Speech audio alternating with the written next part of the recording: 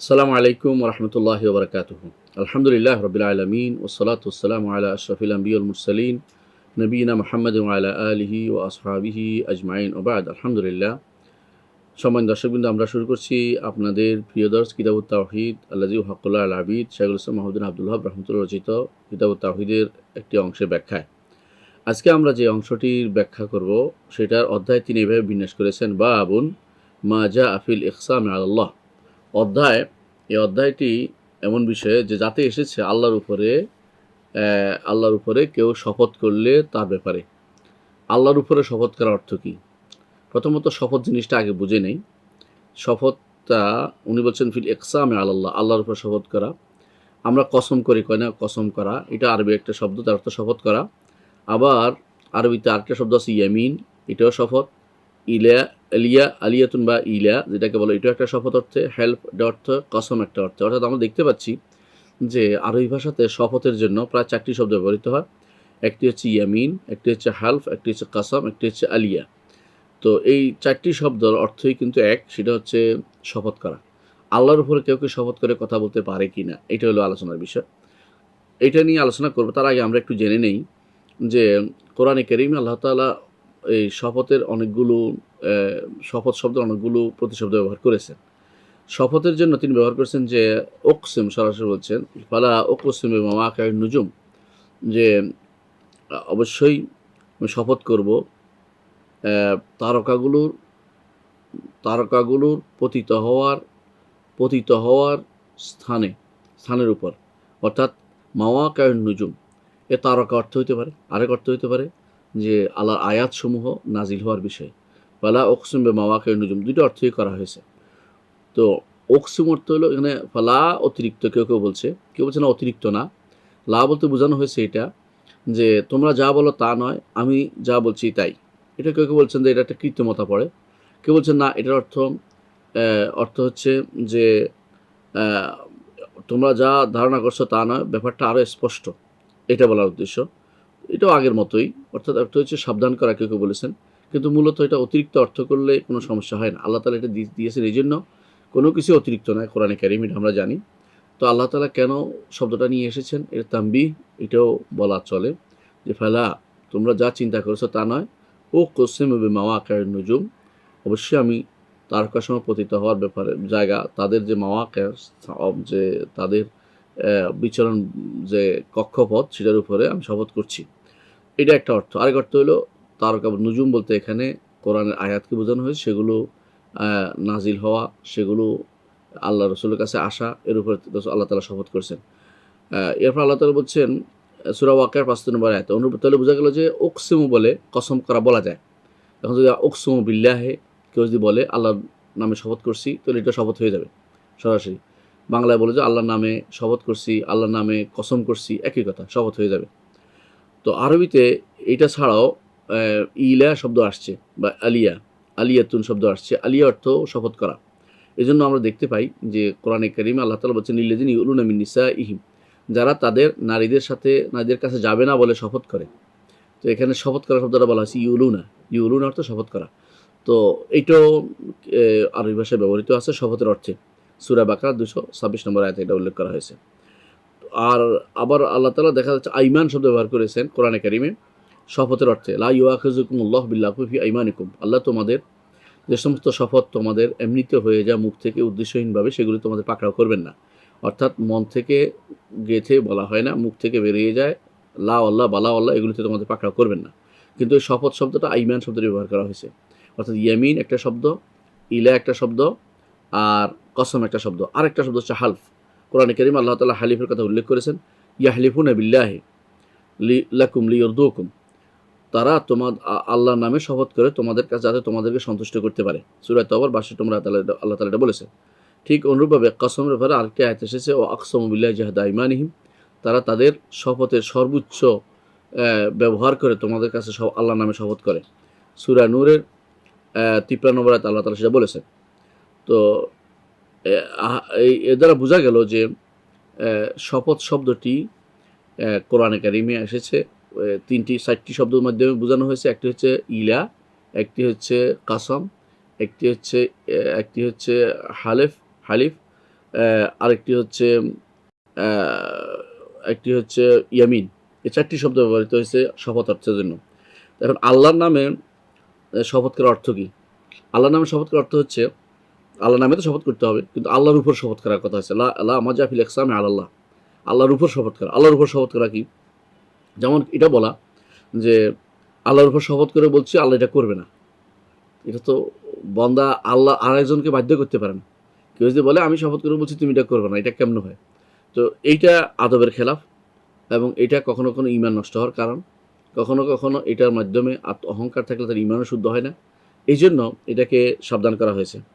তো এই জন্য কেউ যদি বলে যে আল্লাহ শপথ করে বলছি আল্লাহ এটা করবেন, আল্লাহ শপথ করে বলছি আল্লাহ এটা করবেন না, তাহলে এটা আদবের খেলাফ এবং নিষিদ্ধ শপথের মধ্যে পড়ে। অর্থাৎ আল্লাহর নামে নয়, আল্লাহর উপরে শপথ করা যে আল্লাহ এটা করবে না, আল্লাহ এটা করবে। যতক্ষণ পর্যন্ত এই বিষয়টি আল্লাহর পক্ষ থেকে না জানানো হয় এটা করা যায় না। তো এই বিষয়টি জানার জন্য যে আসলে কখন আল্লাহর উপর শপথ করে বলা যায়, কখনো কখনো বলা যায় না, এই জন্য আমরা বলতে চাই যে আসলে এই জিনিসটা, অর্থাৎ কেউ যদি বলে আল্লাহর উপর শপথ করে বলছি, এইটা কয়েক ভাগে বিভক্ত। এক নম্বর হচ্ছে যে বিষয়টি আল্লাহ এবং তার রাসূল হ্যাঁ বা না বাচক বলেছেন। যেমন আল্লাহ তাআলা বলেছেন যে কেউ যদি শিরিক না করে তাকে আল্লাহ তাআলা জাহান্নামে ফেলে রাখবেন না। আল্লাহ শপথ করে বলছে কেউ, এটা জায়েজ আছে, কারণ আল্লাহ তাআলা বলেছেন এটা। কেউ যদি বলে যে শিরিক করলে আল্লাহ তাকে জাহান্নাম থেকে বের করবেন না, এটাও শপথ করে বলতে পারবে আল্লাহর উপরে। বলতে পারবে আল্লাহর উপর শপথ করে বলছি যে তিনি জাহান্নামে মুশরিককে কখনো জাহান্নাম থেকে বের করবেন না, এটাও বলতে পারবে। তাহলে বোঝা গেল যেগুলো আল্লাহ এবং তার রাসূল শপথ করে বলেছেন সেগুলো একজন মানুষ শপথ করে বলতে পারে, এগুলিতে কোনো সমস্যা নেই, এগুলিতে কোনো সমস্যা নেই। যেমন এটা বলতে পারে একজন মানুষ যে আল্লাহর উপর শপথ করে বলছি অবশ্যই মুহাম্মদ রাসূলুল্লাহ সাল্লাল্লাহু আলাইহি ওয়াসাল্লামকে আল্লাহ তাআলা সুপারিশের অধিকার দিবেন। তাহলে বোঝা গেল যে এই যে সুপারিশের অধিকার দিবেন এটা বলেছেন, এটা তো দেয়াই আছে, তো সুপারিশ করবেন এটা বলাই আছে, তো এটাকে তিনি শপথ করে বলতেছেন। তো যে জিনিস সাব্যস্ত আছে, সাব্যস্ত করার জন্য আপনি আল্লাহর উপর শপথ করে বলতে পারেন। যে জিনিস অসাব্যস্ত করা আছে, নো করা আছে, নেগেটিভ করা আছে, সেটাকে নেগেটিভ করার জন্য আপনিও আল্লাহর উপর শপথ করে বলতে পারেন, কারণ এটা আল্লাহর কথাটাকে আপনি যেন প্রচার করে দিলেন। দ্বিতীয় আরেক রকমের শপথ আছে, সেটা হচ্ছে কেউ কেউ আল্লাহর উপরে তার দৃঢ়, আল্লাহর উপর তার সুদৃঢ় বিশ্বাস এবং আল্লাহর উপর তার সুদৃঢ় ধারণার, উত্তম ধারণার কারণে এমন কথা বলে যে কথাটি আল্লাহর উপর বিশ্বাসের উপর বলেছে আল্লাহ এটা করবেন, তার বিশ্বাস রয়েছে, এরকম শপথ করে আল্লাহ এটা করবেন তার বিশ্বাস রয়েছে, এটা করেন, এবং আল্লাহ এটা করবেন না তার বিশ্বাস রয়েছে, এরকম বলেন। অর্থাৎ তার বিশ্বাসটা খুব সুদৃঢ় হয় এবং তিনি সত্যিকার ঈমানদার বান্দা হয়। অহংকার করে বলে নাই, আল্লাহর উপর তার বিশ্বাসের কারণে বলছে, উত্তম ধারণার কারণে বলেছে, এবং জিনিসটা কোনো খারাপ কথা নয়, বরং এটা আল্লাহ কোনো একটা ব্যবস্থা করে দিবেন তার বিশ্বাস রয়েছে, এভাবে বলেছে, এটাকে এটা জায়েজ। এর প্রমাণ হচ্ছে রাসূলুল্লাহ সাল্লাল্লাহু আলাইহি ওয়াসাল্লামের উপস্থিতিতে এরকম কিছু শপথ হয়েছিল, এবং রাসূলুল্লাহ সাল্লাল্লাহু আলাইহি ওয়াসাল্লাম তিনি এটা বলেছেন যে ইন্না মিন ইবাদিল্লাহি মান লাউ আকসামা আলাল্লাহি আবাররাহু। আল্লাহর কিছু বান্দা আছে যা আল্লাহর উপর শপথ করে কিছু বললে আল্লাহ তাআলা সেটা তাদের পূর্ণ করে দেন। এটা ওই ব্যক্তির জন্য যে ব্যক্তি সত্যি সত্যি আল্লাহর এত দৃঢ় সুদৃঢ় ঈমানের অধিকারী এবং আল্লাহর উপর সচেতন তার এত বেশি যে সে আল্লাহর উপর বিশ্বাস তার বেশি, আল্লাহ তাআলা তাকে তার কথাটাকে রক্ষা করার ব্যবস্থা করে দেন। এরকম জায়গাতে শপথ করা, এরকম আল্লাহর উপর শপথ করাটা বৈধতা রয়েছে। তবে এটা বোঝার কোনো উপায় নেই। একজন মানুষের অগ্রিম কোনো বলতে পারে না যে আমি শপথ করলে হয়ে যায়, এরকম দাবি করার অর্থ হচ্ছে তার মধ্যে অহংকার চলে আসছে, এটা বলা যাবে না। এটা ওই সময় কোনো বিপদে পড়লে, কোনো একটা সমস্যায় পড়লে, অথবা কোনো একটা মুসলিমদের কোনো উপকার আসলে সেই সময় হয়তো শপথ করে কিছু বলতে পারে। এরকম একটি ঘটনা রাসূলুল্লাহ সাল্লাল্লাহু আলাইহি ওয়াসাল্লামের যুগে হয়েছিল। যে রাসূলুল্লাহ সাল্লাল্লাহু আলাইহি ওয়াসাল্লামের সময় এক ব্যক্তি রুবাইয়া বিনতে নাদার, আনাস ইবনে মালিক রাদিয়াল্লাহু আনহুর ফুফি ছিলেন তিনি একজনের আনসারের এক মহিলার দাঁত ভেঙে ফেলছিলেন, স্থানীয় ভেঙে ফেলছিলেন। তখন নবী সাল্লাল্লাহু আলাইহি ওয়াসাল্লামের কাছে তারা আসলো যে যেহেতু স্থানীয়, অর্থাৎ দ্বিতীয় দাঁতটি, আপনারা জানেন স্থানীয় অর্থাৎ সামনে এটা, দ্বিতীয় দাঁতটি ভেঙে ফেলেছে, সেহেতু তার জন্য কেসাস দরকার।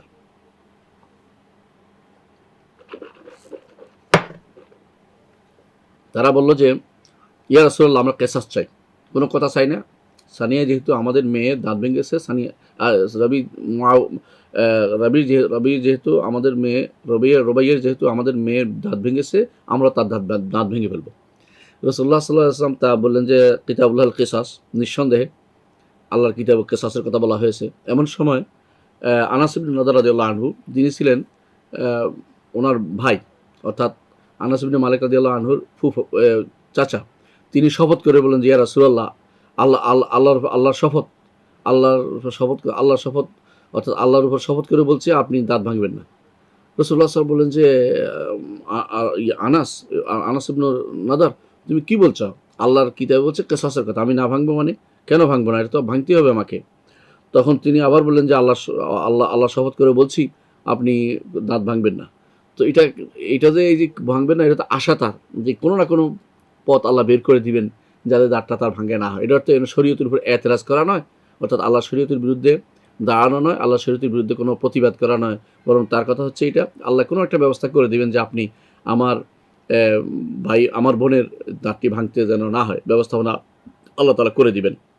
এই অবস্থা দেখে যে তিনি আল্লাহর উপর শপথ করতেছেন এবং খুব দেখে তখন আনসারীরা রাজি হয়ে গেল যে আনসার অন্য সম্প্রদায়, অর্থাৎ যাদের মেয়েদের দাঁত ভেঙেছিল, যাদের মেয়ে, তারা রাজি হয়ে গেল ঠিক আছে আমরা মাফ করে দিলাম। তো মাফের বিষয়টি এসে গেল। তো তখন রাসূলুল্লাহ সাল্লাল্লাহু আলাইহি ওয়াসাল্লাম এটা বলেছেন, আল্লাহর কিছু বান্দা আছে যারা আল্লাহর উপরে হুসনজন বা ধারণা নিয়ে কোনো কিছু বললে আল্লাহ সেটাকে পূর্ণ করে দেন।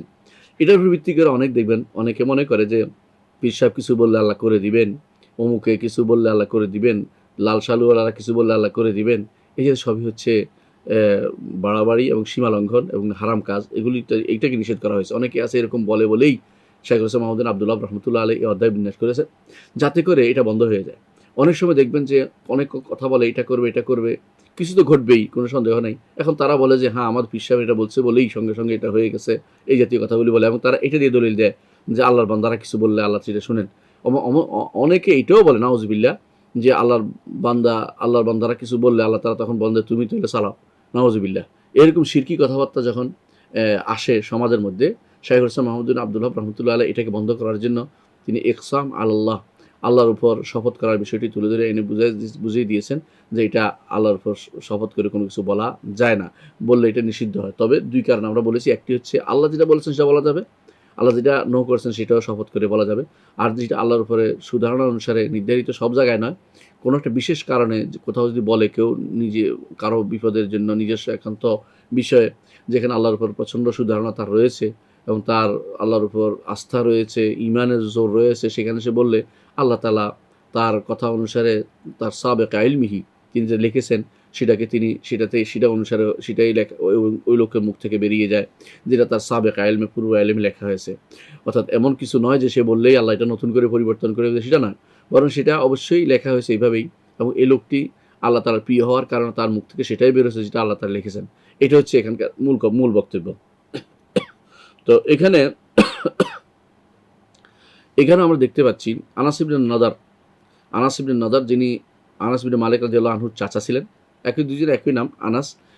তিনি তার বোনের ব্যাপারে যে আল্লাহর উপর শপথ করে বলছিলেন, আল্লাহ তাআলা সেটা বাস্তবায়ন করে দেন, কারণ তার ঈমান অত্যন্ত শক্তিশালী ছিলেন। এবং তার ঈমান শক্তিশালী একটা প্রমাণ আমরা পেয়েছি, এবং সেটা হচ্ছে রাসূল তিনি বলেছেন যে যখন উহুদের যুদ্ধ সংঘটিত হচ্ছিল, তিনি বলছেন যে আমি যেন উহুদের প্রান্তরে জান্নাতের সুগন্ধ পাচ্ছি। এটা যেন আবার কিছু মানুষের এটা না হয়, কোনো মানুষ এখন যায় মাঝে মধ্যে, কোনো লোক যে বলে উহুদের মাঠে জান্নাতের সুগন্ধ পাচ্ছে, এরা কি শহীদ হয়ে যাবে এরপরে? নাউজুবিল্লাহ। তো তিনি গেছেন জান্নাতের সুগন্ধ কেন পাচ্ছেন? কারণ তাকে জান্নাতের সুগন্ধের জন্য প্রস্তুত করা, তিনি জান্নাতে যাওয়ার জন্য এখন প্রস্তুত হয়ে গেছেন পুরোপুরি, সেই জন্য তিনি সেটা বলেছেন। এবং তিনি সেখানে যুদ্ধ করেছেন, এমন যুদ্ধ করেছেন তার ৮০-র উপরে তার শরীরে আঘাত ছিল, এমন যুদ্ধ করেছেন। এবং সেই যুদ্ধে তার বিভিন্ন রকমের তরবারির আঘাত এবং বিভিন্ন খঞ্জরের আঘাতে তার শরীর এতই বেশি ক্ষতিগ্রস্ত হয়েছিল যে তাকে চিনাই যাচ্ছিল না। তার বোন, যে বোনের জন্য তিনি এই শপথ করে কথা বলছেন আল্লাহর উপরে, এই বোন শুধুমাত্র তার আঙ্গুল দেখে চিনতে পেরেছেন যে এটা আমার ভাই। এইটা আর কোনো জায়গা তার শরীরে এত বেশি তারা কাটাকাটি করছিল যে তাকে চিনাই যায়নি। তো এই রুবাইয়া রাদিয়াল্লাহু আনহা তিনি শুধুমাত্র চিনতে পেরেছিলেন।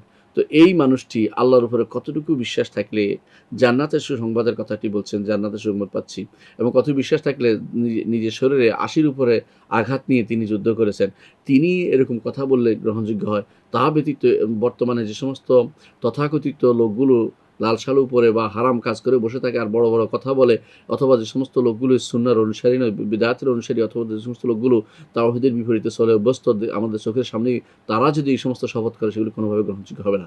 তাদের এই সমস্ত শপথটাই নিষিদ্ধ করার জন্য শাইখুল ইসলাম মুহাম্মদ বিন আবদুল ওয়াহাব রাহমাতুল্লাহ আলাইহি এই অধ্যায়টি বিন্যাস করেছেন। তাহলে বোঝা গেল যে এই জাতীয় শপথটা, আমরা দুইটা শপথের কথা বলেছি। একটা হচ্ছে যেটা আল্লাহ তার রাসূল বলেছেন, আল্লাহ তাআলা যেটা বলেছেন এটাকে শপথ করে বলা যাবে, রাসূল যেটা বলেছেন শপথ করে বলা যাবে। যেমন আমরা একটু আগে উদাহরণ দিয়েছিলাম যে রাসূল বলেছেন যে তিনি সুপারিশ করবেন, আমরা বলবো আল্লাহর উপর শপথ করে বলছি রাসূল সুপারিশ করবেন, এটা বলতে পারবেন, কারণ এটা শপথটা তখন আপনার আল্লাহর উপর রাসূল সুপারিশ করার কথা হাদিসে কোরআনে ঘোষিত হয়েছে। দ্বিতীয় হচ্ছে কোনো মানুষের নেক নিয়ত, শক্তিশালী আমল এবং শক্তিশালী ঈমান এবং আল্লাহর উপর প্রচণ্ড সুধারণার কারণে আল্লাহ তাআলা তাকে রাসূলুল্লাহ সাল্লাল্লাহু আলাইহি ওয়াসাল্লাম যেটা বলেছেন আনা ইনদা হুসনি যান্নি আবদি বি, আমার বান্দা আমার উপর যে সুন্দর ধারণা করে আমি সেখানে, অর্থাৎ ভালো ধারণা পালিয়ে জন্য বি মাশা, সেজন্য আমার উপরে ভালো ধারণা করে। এরকম ধারণার উপরে আল্লাহ তাআলা তাকে শক্তিশালী ধারণা করেন, আল্লাহ তাআলা তার কথাটা বক্তব্যটা তারটাই তার মুখ দিয়ে সেটাই বের করেন যেটা আল্লাহ তাআলা তার এই ব্যক্তির তাকদীরে লিখেছেন। তো সেই হিসাবে তিনি ঘোষণাটা দিয়ে দেন, আল্লাহ তার মুখ থেকে যেন ঘোষণাটা আল্লাহ তাআলা বের করছেন। অন্য হাদিসে রাসূলুল্লাহ সাল্লাল্লাহু আলাইহি ওয়াসাল্লাম এই কথাটাই বলেছেন, রুব্বা আশরাতা আকবারা বিল আবওয়াবি মাদফুম বিল আবওয়াবি লাউ আকসামা আল্লাহ লা আবাররাহু।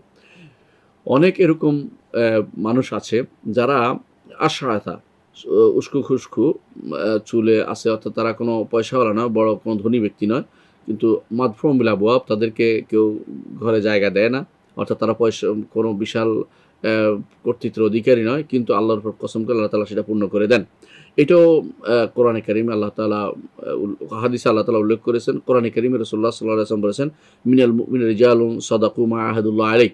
এই আয়াতের ব্যাখ্যায় ইমাম বুখারী রাহমাতুল্লাহি হাদিসটি নিয়ে এসেছেন যে অনেক সময় আল্লাহ তাআলা এই সমস্ত লোকদের ঈমানকে, তাদের ইকসামকে আল্লাহর উপর কোনো শপথ করে বলে আল্লাহ কবুল করেন, অর্থাৎ আল্লাহ তাআলা সেটা পূর্ণ করে দেন।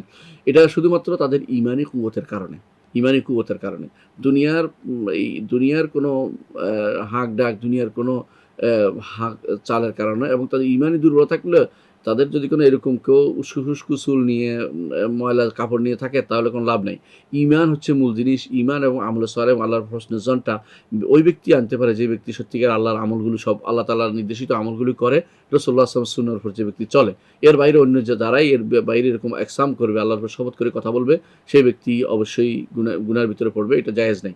তো এটা তৃতীয় নম্বর চলে আসছে। এখন আমরা দুইটা বলেছি, 3 নম্বর হচ্ছে যদি কেউ এরকম কোনো শপথ করে বলে আজাম বিনাফস, নিজের উপরে বেশি, নিজের নফসের উপরে আত্মম্ভরিতা অহংকার উপর কথাটা বলে এবং মনে করে যে আল্লাহ তাআলার ফজল তার হাতে রয়েছে, সে দিতে পারবে বা সে নিষেধ করতে পারবে, এরকম কিছু বলে তখন সেটার উপর সেটা হারাম। অর্থাৎ কেউ যদি বলে যে আল্লাহ শপথ করে বলছে আল্লাহ তারা ক্ষমা করবে না, অথবা আল্লাহ শপথ করে বলছে সে জান্নাতে যাবে, এরকম বলার কোনো ক্ষমতা নেই, কারণ এদের দলিল লাগবে যদি কোনো কোরআন ও সুন্নাহ দেয়, অথবা নেক নিয়ত লাগবে যে আমার নেক নিয়ত হচ্ছে, এবং সে সত্যিকার অর্থে এরকম ভালো মানুষ যে আসলে নেক নিয়তের অধিকারী আছে, নেক সুধারণা করতে পারে, এরকম ব্যক্তি কারো ব্যাপারে তাহলে সে করতে পারে। কিন্তু যারা এই পর্যায়ের লোক নয়, যাদের আত্মম্ভরিতে আছে, অহংকার আছে কোনো কারণে, এবং নেককার হইলেও নেক কাজ করছে তারপরে সে আত্মম্ভরিতা রয়েছে, অথবা এরকম ব্যক্তিরা, অথবা ধরেন এই যে এখন বর্তমানে যে সমস্ত পীর ফকিরা রয়েছে, এরা যত রকমের শপথ করেই বলুক না কেন আল্লাহর উপরে, সেটা অবশ্যই নিষিদ্ধ এবং হারাম। এটাকেই অনেক সময় এটার কারণেই তার পূর্ববর্তী আমলগুলি নষ্ট হয়ে যায়। এইটাকে হাইলাইট করার জন্য, বোঝানোর জন্য শাইখুল ইসলাম মুহাম্মদ ইবনে আবদুল ওয়াহাব রাহমাতুল্লাহি আলাইহি এই অধ্যায়টি বিন্যাস করেছেন যে ইকসাম আলাল্লাহ, আল্লাহর উপর শপথ করে কথা বলার উপরে যা এসেছে। এরপরে তিনি হাদিস নিয়ে এসেছেন, সেটা কি জুনদুব ইবনে আব্দুল্লাহ রাদিয়াল্লাহু আনহু কল, জুনদুব ইবনে আব্দুল্লাহ রাদিয়াল্লাহু আনহু থেকে বর্ণিত, তিনি বলেন রাসূলুল্লাহ সাল্লাল্লাহু আলাইহি ওয়াসাল্লাম বলেছেন, ক্বাল রাজুলুন, এক ব্যক্তি বলল, ওয়াল্লাহি লা ইয়াগফিরুল্লাহু লিফুলান, আল্লাহ শপথ করে বলছি আল্লাহ তাআলা তাকে কখনো ক্ষমা করবে না, অমুককে কখনো ক্ষমা করবে না, এটা বলেছে এক ব্যক্তি। তো ফাকাল্লাহু আযজা ওয়া জাল্লা, তখন আল্লাহ তাআলা বললেন, মান যাল্লাযী ইয়াতাআল্লা আলাইয়া, কে আছে যে আমার উপরে শপথ করে কথা বলে, অর্থাৎ আমার কথাটা সে বলে কি করে, হ্যাঁ, কীভাবে বলে যে আল্লাহ আগফির আলী ফুলান, আমি অমুককে ক্ষমা করবো না, কীভাবে বলতে পারে? কাদ গাফারতু লাহু আহবাতু আমালাক, তাকে আমি ক্ষমা করে দিলাম, তোমার আমলকে আমি বিনষ্ট করে দিলাম। ইমাম মুসলিম হাদিসটি বর্ণনা করেছেন। আমরা দেখতে পাচ্ছি যে এই অধ্যায়ের সাথে, এই হাদিসটির সাথে অধ্যায়ের কি মিলটা রয়েছে, অধ্যায় এবং কিতাবুত তাওহীদের কি মিল রয়েছে। হাদিসটির মধ্যে আল্লাহর উপরে সে যে খারাপ ধারণা করলো, ইসার ধারণা, খারাপ ধারণা করলো এবং আল্লাহর ফদল, আল্লাহর নিয়ম, আল্লাহ তাআলা তাকে ক্ষমা করে না বন্ধ করে দিয়েছে তার ক্ষমতা বলে মনে হচ্ছে যেন, এবং আল্লাহর উপর আদব রক্ষা করে নাই। এই তিনটি কারণে এই হাদিসটির তিনটি কারণে হাদিসটির বিপরীতে আল্লাহ তাআলা পক্ষ থেকে ঘোষণা এসেছে, তিনটি কারণে। এবং এইটা হচ্ছে তাওহীদের বিপরীত কাজ। তাওহীদ হচ্ছে আল্লাহ তাআলার উপরে সুধারণা পোষণ করা, আর শিরক হচ্ছে আল্লাহ তাআলার উপরে কুধারণা পোষণ করা। যে কোনো শিরকের জন্য আমরা জানি যে দুইটা কারণ মূল। একটি হচ্ছে আল্লাহ সম্পর্কে খারাপ ধারণা, আর বান্দা সম্পর্কে বেশি বাড়াবাড়ি ধারণা। তো এই আল্লাহর বান্দাদের সম্পর্কে বাড়াবাড়ি ধারণা করে শিরিক করে, অথবা আল্লাহ সম্পর্কে খারাপ ধারণা করে শিরিক করে, যে এই দুইটা হচ্ছে মূল কারণ। তো এইখানে ওই ব্যক্তি যেহেতু আল্লাহর উপর খারাপ ধারণা করছে, সেহেতু সে ব্যক্তি মূলত তাওহীদের বিপরীত কাজটি করেছে। এই জন্য শাইখ হোসেন মাহমুদ আব্দুল্লাহ রহমতুল্লাহ অধ্যায়টি বিন্যাস করেছেন। তো এখানে আমরা দেখতে পাচ্ছি যে এক ব্যক্তি, হাদিসটা হচ্ছে এরকম, মূল হাদিসটা এরকম, এক ব্যক্তি খুব ন্যাকের কাজ করত। তার এক ভাই বা তার প্রতি কারিব সে ন্যাক কাজটা করত, আর মাঝে মধ্যে ন্যাক কাজ করতো না, গুনার কাজ করত। ওই লোকটি একে বারবার স্মরণ করে, তো ভাই তুমি ন্যাক কাজ করো, তুমি গুনাহ বন্ধ করো, তুমি এটা করো, তুমি ছেড়ে দাও, এগুলি বারবার বলতো। কিন্তু এই লোকটি কোনো ক্রমে সেদিকে ভ্রুক্ষেপ করতো না, যে গুনাহগার সে ভ্রুক্ষেপ করতো না, বরং বলতো এটা যে তুমি তুমি আমাকে আমার রবের সাথে আলোচনা করতে ছেড়ে দাও, তুমি কি আমার উপরে দারোগার মতো কাজ করছো কেন, আমার উপরে এত বেশি পাহারা দিচ্ছ কেন, এভাবে কথাবার্তা বলতো। তো ওই লোকটা, যে লোকটা ইবাদত করতো কিন্তু আলেম ছিল না, তো একদিন রাগ করে বলে ফেললো যে আল্লাহ শপথ করে বলছি যে আল্লাহ তাআলা ক্ষমা করবে না। আল্লাহ শপথ করে বলে আল্লাহ তাআলা ক্ষমা করবে না, এটা কোন ধরনের কথা হতে পারে? আল্লাহ শপথ করে বলছে আল্লাহ তাআলা ক্ষমা করবে না, এটা আল্লাহর উপরে কথা বলা। এই আল্লাহর উপরে এই কথাটা বলা হচ্ছে মূলত আল্লাহর উপরে খারাপ ধারণা পোষণ করা। আল্লাহ তাকে ক্ষমা করবে না, এটা খারাপ ধারণা পোষণ করা। কারণ যদি আল্লাহ ক্ষমা করবে না, এটা কারণ হতে পারে একজন মানুষ যদি মুশরিক হয় তাকে আল্লাহ ক্ষমা করবে, যদি সে শিরিক করে দুনিয়া থেকে যায় তো তাকে আল্লাহ ক্ষমা করবে না। কিন্তু মুশরিক হলেও যদি সে শিরিক থেকে তওবা করে দুনিয়া থেকে যায়, তো আল্লাহ তারা ক্ষমা করবেন। তো আল্লাহ ক্ষমা করবে না অগ্রিম তার ফদল, তার নেয়ামত, তার দয়া বন্ধ করার অধিকার কে রাখে? এই জন্য কখনো কোনো ব্যক্তি যেন এই কথা না বলে অমুককে যে আল্লাহ ক্ষমা করবে না। কারণ তওবার একটা শর্ত হচ্ছে, আমরা জানি যে এটা বলতে পারেন, তওবার একটা শর্ত হচ্ছে আরেকবার দ্বিতীয়বার না করার ব্যাপারে দৃঢ় প্রতিজ্ঞ থাকা।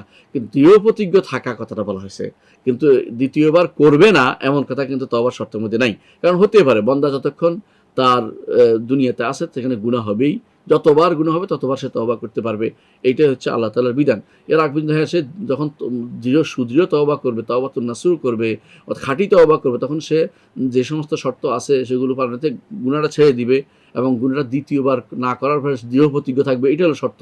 এই শর্ত নয় দ্বিতীয়বার করলে আগের গুনাহটা আবার ফিরে আসবে, এমন কথাটা কিন্তু বলা হয়নি। তাহলে বোঝা গেল যে ব্যক্তি গুনাহ করছে, গুনাহ করে আল্লাহ তাআলা ক্ষমা করবে না, এটা বলার অধিকার কেউ রাখে না। কারণ এর মাধ্যমে তাকে তাকে আল্লাহর রহমত থেকে বঞ্চিত করার জন্য শপথ করতেছে। আর আল্লাহ তাআলা তার রহমতের ভান্ডার অনেক বড়, সেই রহমতের ভান্ডারের মধ্যে কেউ অধিকার রাখে না কথা বলা যে আল্লাহ তাকে ক্ষমা করবে না, এটা অধিকার রাখে না। তো এই জন্য হাদিসে এসেছে, রাসূলুল্লাহ সাল্লাল্লাহু আলাইহি সাল্লাম বলেছেন, আল্লাহ তাআলা বললেন, যখন এই কথা শুনলেন এক ব্যক্তি বলল যে আল্লাহ অমুককে ক্ষমা করবে না, তখন আল্লাহ তাআলা বললেন, মহান আল্লাহ তাআলা বলেন, এই অংশটুকু হচ্ছে হাদিসে কুদসি। আল্লাহ তাআলা বললেন, মান যাল্লাযী ইয়াতাআল্লা আলাইয়া, এমন কে আছে যে আমার উপর শপথ করে কথা বলে, অর্থাৎ যে আমার নেয়ামতকে বন্ধ করে এবং শপথ করে বলে যে আল্লাহ ক্ষমা করবে না, এর মাধ্যমে সে তো আমার বান্দার প্রতি খারাপ আমার বান্দা যে আমার সাথে খারাপ আচরণ করেছে, অর্থাৎ গুনাহ করেছে, তাকে তো আমি ক্ষমা করব না বলি নাই, সে জোর করে এটা কোত্থেকে বলে? তওবা করলে তো আমি সব ক্ষমা করে দেবো, শিরকও ক্ষমা করে দেবো, তাহলে ক্ষমা করবে না এটা কীভাবে বলতে পারি? যদি সে এই অবস্থায় শিরিক অবস্থা মারা তখন বলতে পারে তারা ক্ষমা করবে না, কারণ কোরআন সুন্নাহ এসেছে। কিন্তু শিরিক অবস্থায় মারা না যাওয়ার বিষয়টি যতক্ষণ পর্যন্ত শিওর না হবে ততক্ষণ কেউ বলতে পারে না যে আল্লাহ তাকে ক্ষমা করবে না। এই জন্য যত গুনাহগারই হোক আল্লাহ তাকে ক্ষমা করবে না এমন কথা বলা ইমানদারের জন্য বৈধ নয়, এটা বলতে পারে না কারোর জন্য। এটাই হচ্ছে এই হাদিসের মূল অবস্থান। তাহলে আমরা বুঝতে পারছি যে এই হাদিস যেটা বোঝানো হচ্ছে হাদিস থেকে, যে আল্লাহ তাআলা বলেন, মান যাল্লাযী ইয়াতাআল্লা আলাইয়া, এমন কি আছে যে আমার উপর শপথ করে কথা বলছে, যে আমার উপর, অর্থাৎ আল্লাহর কথাটা সে নিজে টেনে নিচ্ছে। আল্লাহ আগফির লাহু বলেন, আমি তাকে ক্ষমা করব না, ইন্নী কাদ গাফারতু লাহু, আমি তাকে ক্ষমা করে দিলাম। কারণ আল্লাহ তাআলা তার আত্মমর্যাদায় আঘাত করেছে, সেই জন্য আল্লাহ তাআলা তাকে ক্ষমা করে দিবেন। ওয়া আহবাততু আমালাকা, তোমার আমল বিনষ্ট করে দিলাম। এখন প্রশ্ন হচ্ছে, সে একটা কথা বলেছে, ভুলে বলেছে বা আবেগে বলেছে অথবা দিনের স্বার্থে বলেছে, তার সমস্ত আমল কি বিনষ্ট হয়ে যাবে?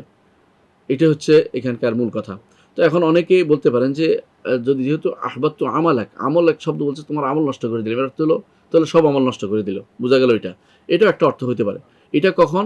যে হতে পারে লোকটি আবাদত করছিল কিন্তু তার অন্তরের মধ্যে অহংকার ছিল, তার আল্লাহর জন্য তার পূর্ববর্তী ছিল না, আল্লাহর উপরে দুলালিপনা করছিল এবং সে মনে করছিল যে আমল করে আল্লাহর উপর দয়া দেখাচ্ছে, এরকম আল্লাহর এইটা যদি করে তাহলে তার আবাদত প্রথম থেকে কবুল হচ্ছে না। কারণ আবাদতের শর্ত হচ্ছে বিনয় এবং সর্বোচ্চ বিনয় এবং সর্বোচ্চ ত্যাগ, সর্বোচ্চ যেটাকে বলা হয় নম্রতা দেখাতে হবে। যতক্ষণ যদি বান্দা হইতে হয়, যে কোনো আবাদতের ক্ষেত্রে, যে কোনো কাজের ক্ষেত্রে, আমলের ক্ষেত্রে ভালো আমল করলেই কবুল হবে তা না, যতক্ষণ পর্যন্ত সেটা বিনয় এবং নম্রতার সাথে না হচ্ছে।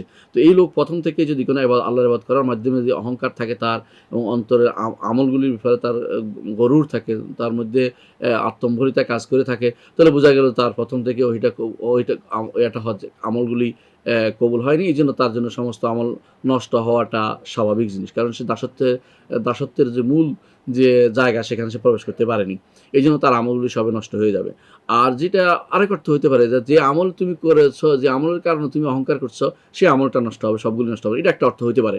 এই অর্থটা যদিও এখানে আসে না এই জন্য, কারণ হাদিসের মধ্যে আছে আবু রাদিয়াল্লাহু বর্ণিত এই হাদিসের আরেকটি শব্দ এসেছে যে তিনি বলেছেন, আল্লাহ তাআলা বলেছেন এযহাবু বিহি ইলান নার, তিনি ফেরেশতাদের বলেছেন তাকে জাহান্নামের দিকে নিয়ে যাও। এর অর্থ হচ্ছে যে এই তার প্রথম অর্থটাই শুদ্ধ, যে তার আমল নষ্ট হয়ে গেছে, কারণ সে আসলে অহংকারী ছিল, আল্লাহর জন্য বিনয় সহকারে সে ইবাদতটা করেনি। তো এরকম আমরা আর এরকম দুটো আরেকটা জিনিস দেখতে পাই আমরা, এরকম অর্থ কীভাবে হয়, যে যেমন রাসূলুল্লাহ সাল্লাল্লাহু আলাইহি ওয়াসাল্লাম, আমরা একটা আয়াতে আমরা একটা রাসূলের আল্লাহ তাআলার বাণীটা যেটাকে হাদিসে কুদসি, এটা আমরা দুটো অর্থ করলাম, একটা হলো সমস্ত আমল নষ্ট হওয়া, অথবা যে আমলের সাথে অহংকার জড়িত সেটা নষ্ট হওয়া, দুটো অর্থ হতে পারে। যা এরকম আরেকটা উদাহরণ আমরা দেখাতে চাচ্ছি, সেটা হচ্ছে রাসূলুল্লাহ সাল্লাল্লাহু আলাইহি ওয়াসাল্লাম বলেছেন কেউ যদি কোনো জাকাত না দেয়, রাসূল বলেছেন আমি জাকাত নিব এবং তার সম্পদের অর্ধেকও নিব, তার সম্পদের অংশ নিব, সম্পদ সত্র মালিহি। তো এখান সম্পদের অংশ নিব, অর্ধেক নিব বলছে হাদিসে, তাহলে তার কি পুরো সম্পদ নিয়ে অর্ধেক নিবে এটা, নাকি যেই সম্পদ যেটুকু বাকি আছে সেটার অর্ধেক নিবে, নাকি কিছু একটা অংশ নিবে, এটাও বলতে পারেন। যে সম্পদে জাকাত দেন সেটা অর্থ নিবে, দুইটা অর্থই হতে পারে। মূলত এটাও সিয়াসাত শারিয়ার অন্তর্ভুক্ত, অর্থাৎ রাষ্ট্রপ্রধান তিনি বা যিনি জাকাতের দায়িত্ব নিয়োজিত, তিনি অবস্থা অনুসারে ব্যবস্থা নেবেন। তো এখানে আল্লাহ তাআলার ক্ষেত্রে যেটা তিনি বলছেন যে তিনি তার আমল নষ্ট ক্ষমা করে, অপরাধী ব্যক্তিকে ক্ষমা করে দিলেন, আর যে বাড়াবাড়ি করলো দিনদার নেককার তার আমল নষ্ট করে দিলেন, এটা তার অবস্থা অনুসারে। সে কি তার অন্তর্ভিতরে অহংকার থাকলে তো বোঝা গেল তার আবাদতগুলি দাসত্ব থেকে তার আবাদত উচ্চারিত হয়নি, বরং আবাদতের কারণে তার মধ্যে অহংকার এসেছে, গুরুর এসেছে, এই জন্য সেটা সে আল্লাহর কাছে সে কিছুই পাবে না, আমল নষ্ট হয়ে গেল। অথবা এটা হতে পারে যে কোনো আবাদত তার অহংকার ঢুকেছে, সেটাই শুধুমাত্র নষ্ট হবে, সমস্ত আবাদত নষ্ট হবে না। এটা আমরা এই হাদিস দ্বারা বুঝতে পেরেছি আলহামদুলিল্লাহ। শাইখ হোসেন মাহমুদ আব্দুল্লাহ রহমতুল্লাহ আলাইহি এরপর বলেন ওয়াফি হাদিসে আবি হুরায়রা, এই হাদিসের অপর অংশ যেটা আবু হুরায়রা এই হাদিসের অপর শব্দ আবু হুরায়রা বর্ণিত হয়েছে, এটা ইমাম আহমদ বর্ণনা করেছেন এবং আবু দাউদ এবং ইমাম বাগাবী নিয়ে এসেছেন। সেটাতে এসেছে যে আন্নাল কায়ল রাজুল আবেদ, সেখানে এসেছে যে এই কথাটি বলেছে যে আল্লাহ তাআলা তাকে ক্ষমা করবে না, আল্লাহ শপথ করে বলছে যে আল্লাহ শপথ করে আল্লাহ তারা ক্ষমা করবে না বলছে, এই লোকটি ছিল ইবাদতকারী, অর্থাৎ তার ইলমের অভাব ছিল, যে কি বলবে এটা জানতো না, না জেনে কথাবার্তা বলেছে। আর আল্লাহর উপর না জেনে কথা বলা একটা বড় গুনার কাজ। অনেকে আছে ইবাদত করতে করতে ছোটোখাটো বিষয়ে এমন বাড়াবাড়ি করে আবেদরা, যেটা কল্পনার বাইরে, এবং তারা অনেককে ক্ষমা করবে না বলে। এই জন্য সেটা ইবাদতকারী হওয়ার কারণে এটা ইবাদতকারী সে হওয়ার কারণে সে আজে বাজে কথা বলছে, বা এইভাবে আল্লাহর উপর শপথ করে আল্লাহ তাআলা বান্দার মাঝে যে তাওহীদের কারণে যে সম্মান রক্ষা করতে হবে এবং সীমা লঙ্ঘন করা যাবে না, এটাকে সে জানতে পারেনি, এই জন্য সে ভুল করেছে। এই জন্য হাদিসের দুইটি বর্ণনা থাকে, একটি বর্ণনা আরেকটি বর্ণনাকে ব্যাখ্যা করে দেয়। আবু রাদিয়াল্লাহু আনহু সেখানে একটুকু আসছে, আবু রাদিয়াল্লাহু আনহু তখন বলেছিলেন যে হাদিসের শেষে তাকাল্লামা বিকালিমাতিন আও বাকাদ দুনিয়া হু আখিরাতাহু, এই লোকটি এমন একটি কালেমা উচ্চারণ করেছে, এমন একটি বাণী, এমন একটি কথা উচ্চারণ করেছে, এমন একটি বাক্য উচ্চারণ করেছে যা তার দুনিয়া ও আখিরাত নষ্ট করে দিয়েছে। তো দুনিয়া ও আখিরাত নষ্ট করে, কেন দুনিয়াতে তার আমল নষ্ট হয়ে গেছে আর আখিরাত তার জন্য জাহান্নাম অপেক্ষা করছে। এই হিসাবে সে দুনিয়া এবং আখিরাত নষ্ট করে দিয়েছে। কারণ দুনিয়াতে তা যা কত কষ্ট করেছে সে। কোরআনে কারিমে আল্লাহ তাআলা বলছেন যে ওয়াল আসর ইন্নাল ইনসানা লাফি খুসর ইল্লাল্লাযিনা আমানু ওয়া আমিলুস সলিহাত ওয়া তাওয়াসাউ বিল হাক্কি ওয়া তাওয়াসাউ বিস সবর। সুতরাং যেহেতু সে আমল সালেহ করতে পারেনি, ঈমান থাকতে পারেনি, এই জন্য তার আমল দুনিয়াতে নষ্ট হয়ে গেছে। কোরআনে কারিমে আল্লাহ তাআলা অন্য আয়াতে বলেছেন কুল ইন্নাল খাসিরিনা আল্লাযিনা খাসিরু আনফুসাহুম ওয়া আহলিহিম ইয়াওমাল কিয়ামা আলা যালিকা হুল খুসরানুল মুবিন। নিঃসন্দেহে বলুন হে নবী, নিঃসন্দেহে ওরাই হচ্ছে সত্যিকারের ক্ষতিগ্রস্ত, যে ব্যক্তি নিজের নফসকে ক্ষতিগ্রস্ত করেছে, পরিবারকে ক্ষতিগ্রস্ত করেছে কিয়ামতের দিন। এটা হচ্ছে সত্যিকারের ক্ষতিগ্রস্ততা। সুতরাং যে ব্যক্তি আত্ম অহংকার, আত্মম্ভরিতা এবং গর্বের কারণে নিজের দুনিয়া নষ্ট করেছে, সে ব্যক্তি আসলে দুনিয়াতে ন্যাক আমল করতে পারে না, ঈমানও আনতে পারে নাই। এটাই সত্যিকার অর্থেই তার খাসারা, তার সবচেয়ে বড় ক্ষতিগ্রস্ততার কারণ। আর আখিরাতে তার জন্য তো রয়ে গেছে জাহান্নাম। সুতরাং নিঃসন্দেহে সে ক্ষতিগ্রস্ত অন্তর্ভুক্ত হয়ে গেছে। আবু হুরায়রা রাদিয়াল্লাহু আনহু এটাই বুঝিয়ে দিয়েছেন। এটা হচ্ছে আবু হুরায়রার বক্তব্য। তো আমরা এই অধ্যায় থেকে এটাই বুঝলাম যে আল্লাহর উপরে কেউ না জেনে শপথ করে কথা বলা বৈধ নয়। এবং কেউ যদি কোনো হুসনে জনে কারো বেরিয়ে যায়, বুঝতে হবে সে যদি আল্লাহর উপরে কঠিন বিশ্বাসের উপর বলে থাকে, সেটা শুধুমাত্র পজিটিভলি বলে থাকবে, নেগেটিভ সেন্সে বলবে না। পজিটিভলি কোনো ভালো কথা হয় সেটা বলবে, আল্লাহ যেন তাকে সেটা ব্যবস্থাপনা করে দেয়, এই নিয়তে সে বলবে। এবং এটা হয়তো এটা আল্লাহ তাআলা তার মুখ দিয়ে বের করিয়েছেন, যাতে আল্লাহ তাআলা তাকে এই বিষয় থেকে তার মর্যাদাকে উন্নীত করতে পারেন এবং বিষয়টাকে মাফ করে ব্যবস্থাপনা করতে পারেন। কিন্তু কেউ যদি কোনো নিজের আত্ম অহংকার এবং গর্ব অনুসারে কোনো কিছু এরকম বলে, তাহলে তার দুনিয়া ও আখিরাতের আমল নষ্ট হয়ে যাবে। যদি কোনো কারণ সে আল্লাহ দাসত্ব থেকে সে কাজ করেনি, আল্লাহ তাআলা ঈমান এনেছে বলেই, সে ইসলাম এনেছে বলেই সে দয়া প্রদর্শন করতেছে। কোরআনে কারিমে আল্লাহ তাআলা এটা উল্লেখ করেছেন, ক্বালাতিল আরাবু আমান্না কুল লান তুমিনু ওয়ালাকিন কুলু আসলামনা ওয়ালাম্মা ইয়াদখুল ঈমানু ফি কুলুবিকুম। বেদুইনরা এসে বলতো ঈমান আনছি। আল্লাহ রাসূল সাল্লাল্লাহু আলাইহি ওয়াসাল্লামকে আল্লাহ তাআলা বলেন যে বলো যে ঈমান আনো নাই, বরং তোমরা ইসলাম গ্রহণ করেছো। অন্য আয়াতে আল্লাহ তাআলা বলেছেন ইয়ামুন্নুনা আলাইকা আসলামু কুল লা তামুন্নু আলাইয়া ইসলামাকুম বালিল্লাহু ইয়ামুন্নু আলাইকুম আন হাদাকুমুল ঈমান। যে তারা আপনার কাছে এসে বলে যে ঈমান এনেছি, তারা দয়া দেখাতে চায়, ইসলাম গ্রহণ করেছি। আপনি বলেন যে তোমরা ইসলাম দিয়ে দয়া দেখাতে চাও না, আল্লাহ দয়া দেখাবেন যে তোমাদের ইসলামের প্রতি তোমাদেরকে সুযোগ দিয়েছেন। সুতরাং যে ব্যক্তি ইবাদত করতে পারে সে যেন অহংকারী না হয়ে যায় যে আমার ভাই থেকে আমি ভালো আছি, আমার অমুক ভাই থেকে আমি ভালো আছি, সে তো গুনাহ করতেছে, সে এটা করতেছে, তার নামে কতক্ষণ জায়গা বদনামি করে বেড়াচ্ছেন। কারণ হতে পারে এই লোকটি গুনাহ করলেও আল্লাহর কাছে এমন তওবা করে যে তওবা আপনি করতে পারেন না। আপনি হয়তো ইবাদত করতে করতে অহংকারে ফেটে পড়ছেন, এইটাই কিন্তু আপনার পতনের মূল কারণ হয়ে যেতে পারে। এই জন্য কোনো ব্যক্তি নিজের ইবাদতের উপর নির্ভর করে কেউ যেন বলে না, বলে আমি জান্নাতে যেতে পারবো, আমি ভালো কিছু করতে পারবো, আমি জান্নাতে যাবো, অমুক জাহান্নামে যাবে, এরকম কথা যেন নিজে হজ করুক বা নিজে কোরআন তেলাওয়াত করুক, নিজে কোনো একটা ভালো কাজ করে এটা ওসিলা দিয়ে আল্লাহর কাছে তওবা করতে হবে। সাথে সাথে এটা ওসিলা দোয়া করতে পারবে, কিন্তু শর্ত হচ্ছে এটা যে আল্লাহ, এই মাথায় থাকতে হবে আল্লাহই আমাকে এটা করার তৌফিক দিয়েছেন, কারো উপর অহংকার করার জন্য নয়, কারো উপরে গর্ব করার জন্য নয়, আত্মম্ভরিতা প্রকাশের জন্য নয়। এটা একজন মানুষের মাথায় সবসময় থাকতে হবে। এটা যদি না থাকে তাহলে বোঝা গেল সে নিজে গরুর অহংকারী হয়ে গেছে। এখন তার যত আমলগুলি হচ্ছে সব কিন্তু তার জায়গা মতো যাচ্ছে না, অর্থাৎ সে আল্লাহর দাসত্ব না করে যে কাজগুলি করতেছে সেগুলি আল্লাহর দরবারে কবুল হচ্ছে না। এই জন্য কোরআনে কারিমে আল্লাহ তাআলা বলেছেন আমিলাতুন নাসিবা, তারা আমল করছে কিন্তু পিঠ বাঁকা করে ফেলছে, কিন্তু আল্লাহ দরবারে কবুল হচ্ছে না। আবার আল্লাহ তাআলা কোরআনে কারিম বলেছেন কুল হাল উনাব্বিউকুম বিল আকসারিনা আমালা আল্লাযিনা দাল্লা সাইয়ুহুম ফিল হায়াতিদ দুনিয়া ওয়া ইয়াহসাবুনা আন্নাহুম ইহসিনুনা সুনআ। হে নবী, আপনি কি জানিয়ে, আপনি বলুন আমি কি তোমাদেরকে জানিয়ে দিব না তোমাদের মধ্যে আমলের দিক থেকে সবচেয়ে ক্ষতিগ্রস্তকে? আল্লাযিনা দাল্লা সাইয়ুহুম ফিল হায়াতিদ দুনিয়া জীবনের সমস্ত আমল তাদের খুইয়ে বসেছে। তারা তো মনে করছে খুব কত ভালো কাজ না করছে, নষ্ট হলো কেন? নষ্ট হলো এই জন্য কারণ তার নিয়তের মধ্যে সমস্যা ছিল এবং আল্লাহ তাআলা তার সুযোগ দিয়েছেন, এটা তার মাথায় সবসময় নাই। অনেক মানুষ আছে অল্প আমলে তার জান্নাতে যেতে পারবে, অনেক মানুষ বড় আমল করে জান্নাতে যেতে পারবে না, কারণ তার আমলটা আল্লাহর জন্য হয়নি, আল্লাহর নিয়মে পদ্ধতিতে হয়নি এবং অত্যম্বরিতা ছিল, অহংকার ছিল আমলের মধ্যে। আমলের অহংকার দিয়ে সে মানুষকে খাটো করে দেখেছে, আরেকজনকে খাটো করে দেখেছে, মনে করেছে সে জান্নাতে যাবে না, আমি যাব, অথবা সে তো কত খারাপ, আরেকজনকে এইভাবে খারাপ দৃষ্টিতে দেখা, এটা কোনোভাবেই সত্যিকার ইমানদারের কাজ নয়। ইমানদার সবসময় নিজে শুকরিয়া আদায় করবে যে আল্লাহ তাআলা আমাকে ভালো কাজের তৌফিক দিয়েছেন, আল্লাহ তাআলা আমাকে কাজটা করার তৌফিক দিয়েছেন, আল্লাহ তাআলা আমাকে দিয়ে কাজটা করিয়েছেন, আমাকে আরেকজন দিয়ে করাতেন, আল্লাহ তাআলার কাছে শুকরিয়া পড়ে থাকবে, সিজদায় পড়ে থাকবে, এটাই স্বীকার করবে। আর কোনো ভাই অহংকার যদি দেখে যে সে গুনার মধ্যে আছে, তাকে নসিহত করবে, করেই যাবে। কারণ বলা যায় না কোন মানুষের জান্নাতে যাবে এটা কেউ বলতে পারবে না। হ্যাঁ, গুনার ভিত্তিতে যদি কোনো সে গুনার মধ্যে পড়ে থাকে তখন তাকে নসিহত করতে হবে, কিন্তু তাকে কোনোদিন নিরাশ করা যাবে না যে আল্লাহ তোমার ক্ষমা করবে না বা আল্লাহ তোমার মাফ করবে না বা আল্লাহ অমুকের মাফ করবে না, এই কথা এইটা কখনো বলা জায়েজ নাই। এটা হচ্ছে এই আমাদের এই শিক্ষার এই অধ্যায়ের শিক্ষা। এই অধ্যায়ে শেখুল ইসলাম মোহাম্মদ আব্দুল্লাহ রহমতুল্লাহ আলী কিছু মাসালা আলোচনা করেছেন। আমরা এখন সেই মাসালাগুলো আলোচনা করতে চাই। এক নম্বর হচ্ছে তিনি বলেছেন যে ফিহি মাসাইল, এখানে অনেকগুলো শিক্ষণীয় বিষয় আছে। আল উলা, এক নম্বর হচ্ছে আত-তাহযীরু মিনাত তাআল্লি আলা আল্লাহ, আল্লাহর উপরে শপথ করে কথা বলা থেকে সাবধান করা।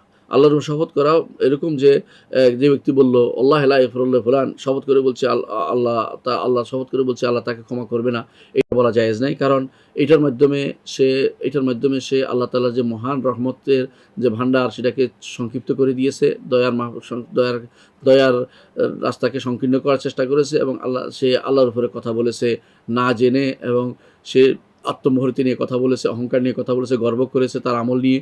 এইটা আল্লাহ তাআলার পছন্দ না, কারণ আরেকজনের উপরে এইভাবে কথা বলার অধিকার তার নেই। দ্বিতীয়ত যেটা আমরা ইয়া থেকে শিক্ষা পাই তা হচ্ছে এই অধ্যায় থেকে যে কোনো মানুষের জাহান্নাম তার জুতার পিঠার চেয়েও কাছে। জুতার পিঠার চেয়ে কাছে অর্থ জুতার পিঠা যেমন তার পায়ের সাথে লেগে থাকে, দূরে যায় না, তেমনিভাবে অনেক সময় জাহান্নাম মানুষের কাছে চলে আসে যদি কোনো সে সাবধান না হয়। যে কোনো সময় যে কোনো কাজের মাধ্যমে, যে কোনো কথার মাধ্যমে একটি কথা তাকে জাহান্নামে ফেলে দেওয়ার জন্য যথেষ্ট হয়ে যায়। এমন একটা কথা বলে ফেলবে যে কথাটা তার জন্য জাহান্নামের কারণ হয়ে যায়। এই জন্য প্রতিটি সময় যখন এরকম কিছু হয়ে যাবে সঙ্গে সঙ্গে তওবা ইস্তেগফার করে আল্লাহর কাছে ক্ষমা চাইবে, আল্লাহ আমাকে ওদের অন্তর্ভুক্ত করে না যাদেরকে আপনি বলেছেন যে তোমার অমুককে ক্ষমা করে দিলাম, তোমাকে জাহান্নামে দিব, এরকম কোনো যেন আমাদের মুখ থেকে কোনোদিন বের না হয়। তো তওবা যেন হয় সবসময় যে আল্লাহ আপনি ক্ষমা করে দেন, এটা যেন সবসময় যেন ক্ষমার আল্লাহর কাছে নিজেকে নতি স্বীকার করতে আল্লাহ তার ইবাদত করবে বিনয়ী এবং নম্রতার সাথে, কোনোভাবেই যেন সর্বোচ্চ বিনয় এবং সর্বোচ্চ ভালোবাসার মধ্যে ইবাদত করতে হবে। এখানে কোনোভাবেই অহংকার বা আত্মম্ভরিতা বা গর্বের যেন কোনো স্থান না পায়, বিষয়টা খেয়াল রাখতে হবে, কারণ জাহান্নাম খুবই নিকটে। 3 নম্বর হচ্ছে তিন নম্বর যে শিক্ষা আমরা পাই, জান্নাতও নিকটে। জান্নাতের নিকটে মানে আল্লাহ তাআলার কাছে এই লোকটি ক্ষমা চেয়েছে, এই যে গোপনে ক্ষমা চেয়েছে বা গোপনে চাচ্ছে, এটা হয়তো কেউ জানে না।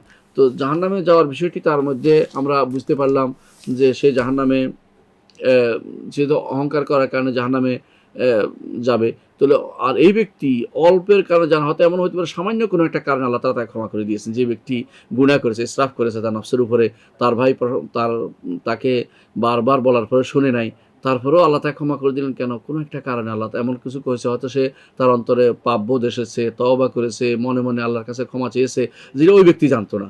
সুতরাং জান্নাত তো একজন মানুষের কাছে, জাহান্নামও একজন মানুষের সবচেয়ে কাছে। এই কথাটা আমরা এই অধ্যায় থেকে এই হাদিস থেকে বুঝতে পারি।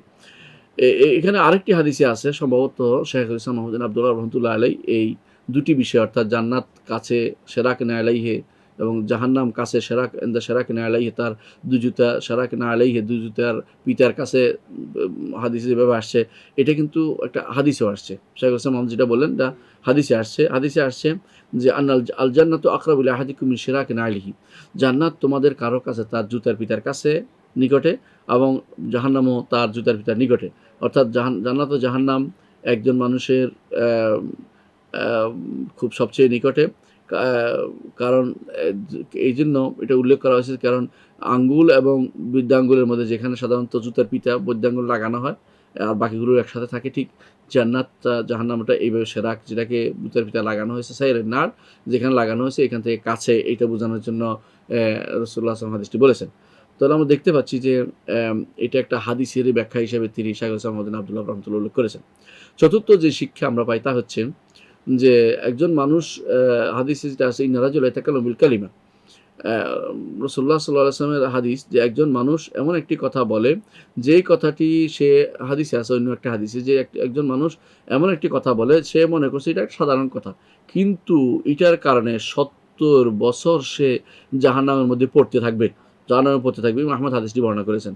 এবং আরেকটি হাদিসে আছে যে এটার কারণে সে পূর্ব প্রাচ্য এবং পাশ্চাত্যের মধ্যে, অর্থাৎ পূর্ব এবং পশ্চিমের মধ্যে যত দূরত্ব আছে এত দূরত্ব জাহান্নামের মধ্যে পতিত হবে।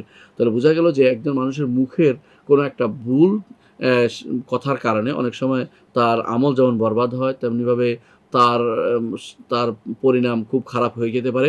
জাহান্নামে 70 বছর দূর পড়তে পারে একটা কালিমার একটা বাণীর একটা শব্দের কারণে, একটা বাক্যের কারণে, খারাপ বাক্যের কারণে জাহান্নামে পড়তে পারে। এবং জাহান্নামের ভিতরে পূর্ব এবং প্রাচ্যের মধ্যে দূরত্ব এতটুকু দূরে, অর্থাৎ পূর্ব এবং পশ্চিমের দূরত্ব এতটুকু দূরের ভিতরে জাহান্নামের ভিতরে পড়ে যেতে পারে। এ দ্বারা বোঝা গেল যে মুখের যে ভাষা, এটাকে অবশ্যই পরিশীলিত করতে হবে এবং বিশুদ্ধ করতে হবে। কোনোভাবেই এমন কথা মুখ থেকে বের করা যাবে না যেটার কারণে জীবনের সমস্ত আমল পণ্ড হয়ে যেতে পারে, জাহান্নামে স্থান করে নিতে হতে পারে। এই জন্য সাহাবায়ে কেরাম এটাকে ধ্বংসের কারণ মনে করতেন।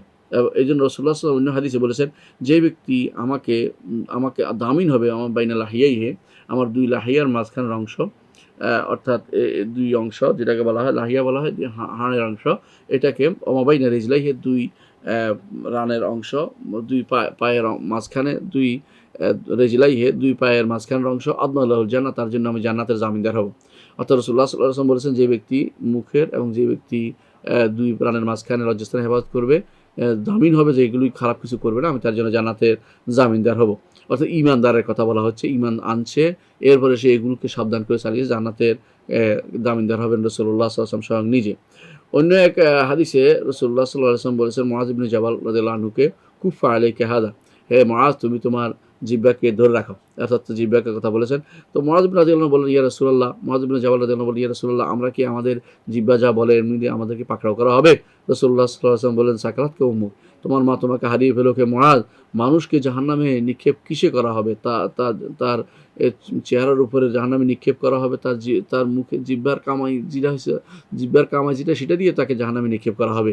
সুতরাং বোঝা যায় যে একজন মানুষ যদি এমন কোনো ভুল করে যে ভুলের কারণে মানুষ তার অনুসরণ করবে, তাহলে তার জন্য এটা কিন্তু একজন নিজের গুনার কারণ হবে, আর বহু মানুষের গুনার কারণও হবে। সে এই জন্য তার তো জাহান্নাম অবধারিত হয়ে যায় অনেক সময়। এই জন্য মুখের কথা কি বলতেছে, কোন কথাটি তার মুখ থেকে বের হচ্ছে, কোন কথার কারণে তার আমল নষ্ট হচ্ছে, এবারে প্রত্যেকটি ইমানদার মানুষের সাবধান থাকা উচিত। 5 নম্বর যে শিক্ষা আমরা পাই সেটা হচ্ছে যে একজন মানুষ কখনো কখনো তাকে ক্ষমা করা হয়, যদিও তার কাজটি সে করেছে খুব ইচ্ছাকৃত করে নাই।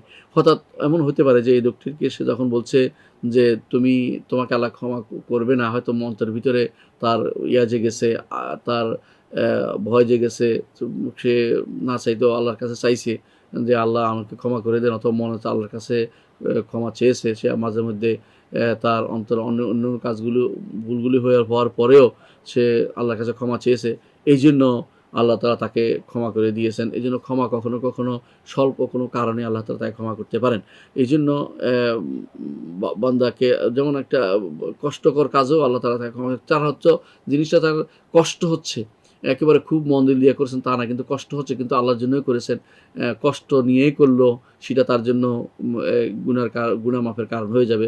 তো এই লোকটি যে গুনাহ করছে, তার মনে তওবাটা হয়তো সে কষ্ট নিয়েও করেছে, কিন্তু তার তওবাটা আল্লাহর জন্য করেছে, কোনো সন্দেহ নেই, আল্লাহর কাছে ক্ষমাই চেয়েছে, তাহলে সে অবশ্যই আল্লাহ গুনাহ থেকে মাফ হওয়ার কারণ হতে পারে।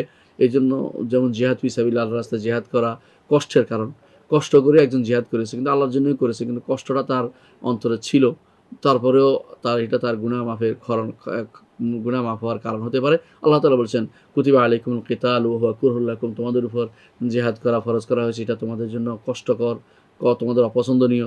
ওয়া আসা আন তাকরাহু শাইআন ওয়া খায়রুল লাকুম, আর মনে রাখো কোনো কিছু তোমরা অপছন্দ করলেও সেটা তোমাদের জন্য ভালো হতে পারে, আবার কোনো কিছু তোমরা ভালোবাসলেও সেটা তোমাদের জন্য খারাপ হতে পারে। তাহলে বোঝা গেল যে মূল কথা হচ্ছে এটাই, যে আমরা বুঝতে পারলাম যে আল্লাহর উপরে শপথ করে কথা বলা, এটা মৌলিকভাবে শপথ করে কোনো কথা বলা যেগুলো আল্লাহ তাআলা বলেন নাই, আল্লাহ রাসূল বলেন নাই, এমন কোনো কিছু শপথ করা বৈধ না, এবং এমন কোনো কিছু অহংকার বশত বলা বৈধ না অন্য কারো উপরে।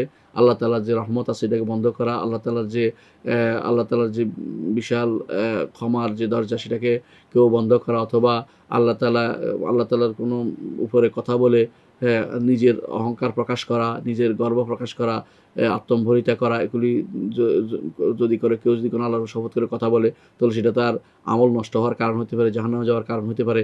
এটা হচ্ছে আজকে আমাদের এই অধ্যায়ের মূল কথা। আল্লাহ আমাদের বোঝার তৌফিক দান করুন এবং দ্বীনের উপর সুপ্রতিষ্ঠিত রাখুন, এবং কথাবার্তা আচরণে এবং আমাদের জিহ্বাকে আমরা সংযত করার জন্য তৌফিক আল্লাহ তাআলা দিন। এই দোয়াই করছি। ও আখির দাওয়ানা আলহামদুলিল্লাহি রাব্বিল আলামিন। আসসালামু আলাইকুম ওয়া রাহমাতুল্লাহি ওয়া বারাকাতুহু।